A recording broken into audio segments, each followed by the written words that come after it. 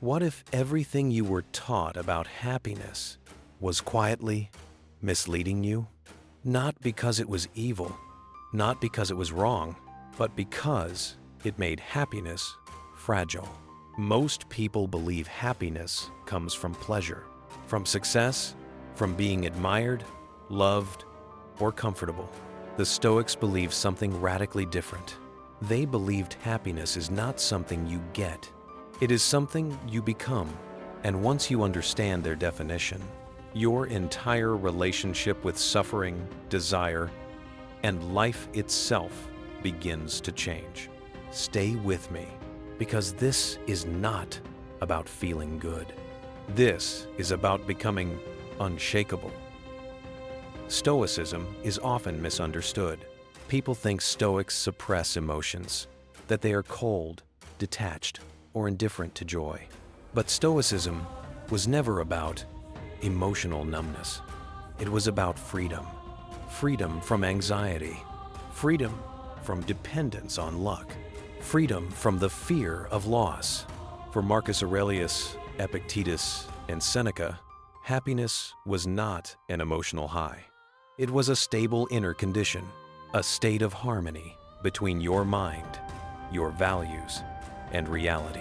In this video, we will explore what happiness truly means in Stoicism, why pleasure is not the goal, why suffering does not destroy happiness, and how Stoic happiness applies to modern life.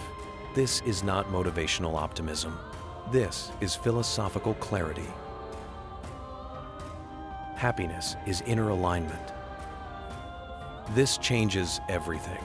The Stoics use the word eudaimonia to describe happiness.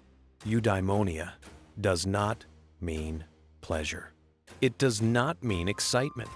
It does not mean constant positive emotion. It means living in accordance with reason and virtue. In other words, your life is good when your character is good.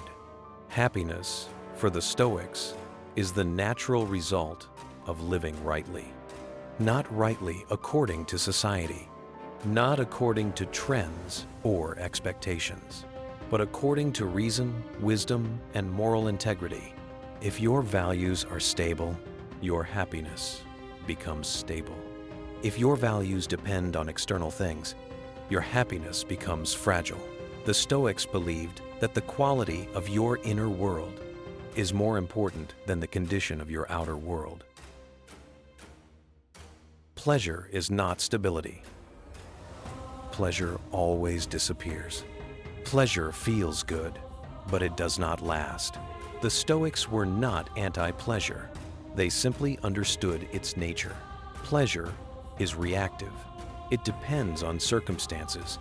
If happiness depends on pleasure, then happiness depends on luck. Epictetus warned that when you tie your happiness to things you cannot control, you make yourself a slave to chance. Pleasure comes and goes. Health changes. Money fluctuates. Relationships evolve or end. If these are the foundation of happiness, then happiness collapses the moment life shifts. Stoic happiness is different. It does not reject pleasure. It simply refuses to depend on it. Control defines freedom. This is Stoic core. At the heart of Stoicism lies one simple distinction. Some things are in your control. Some things are not. Your judgments, your intentions, your values, your actions, these are yours. Everything else, outcomes, opinions, fate, the past, the future, is not. Stoic happiness begins the moment you stop demanding that reality obey your desires. Instead, you align your desires with reality. When you focus only on what is truly yours, you stop fighting life. And when you stop fighting life, peace emerges naturally. Character over circumstance. This idea is radical.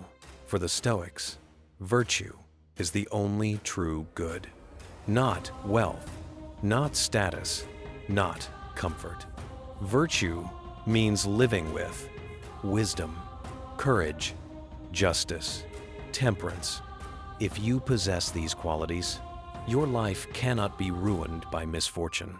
Marcus Aurelius wrote that no external event can damage your soul unless you allow it.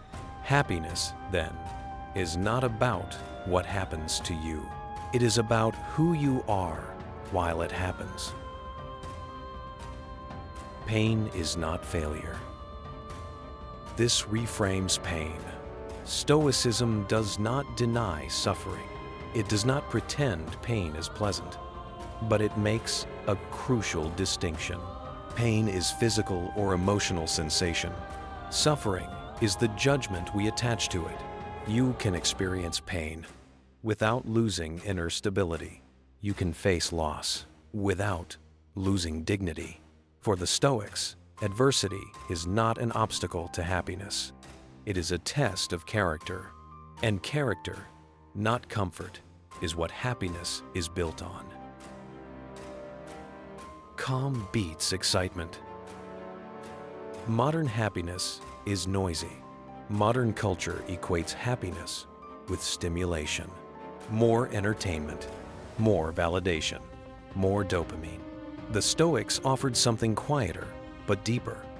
A steady calm, a sense of inner order, a freedom from emotional chaos. Stoic joy is not loud. It does not spike. It endures. It comes from knowing that no matter what happens, you remain grounded in yourself. Happiness is a discipline. This requires effort. Stoic happiness is not passive. It requires daily practice, examining your judgments, accepting what you cannot control, acting with integrity, reducing unnecessary desires. Happiness, for the Stoics, is not a mood. It is a skill. And like any skill, it strengthens with use. Nothing can take this away. This is true freedom. When happiness depends on your character, no one can steal it. Not rejection, not failure, not loss. This is why Stoicism appealed to emperors and slaves alike, because it offers a happiness that does not depend on power or privilege, only on inner mastery. Stoic happiness is not about feeling good all the time. It is about being whole. It is about standing firm in a changing world, about meeting life with clarity instead of fear. If happiness depends on external conditions, it will always be unstable. But if it depends on virtue, it becomes unshakable. This is the Stoic promise. Not pleasure, not comfort, but freedom. If this perspective changed how you think about happiness, like the video. It helps the channel grow. If you want more philosophy and psychology content like this, subscribe to Newlith. And I'm genuinely curious, what do you think happiness really is? Share your thoughts in the comments.